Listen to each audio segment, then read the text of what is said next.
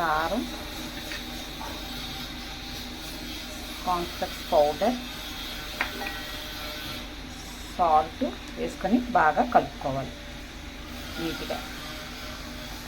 Oil బాగా heat ఎక్కిన తర్వాత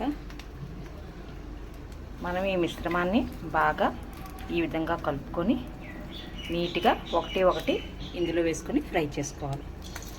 నూనె బాగా వేడెక్కిన తర్వాత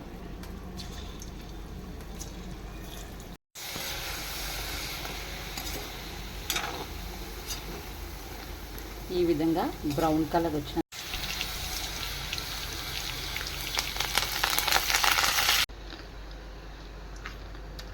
చాలా బాగుంది ఫ్రెండ్స్.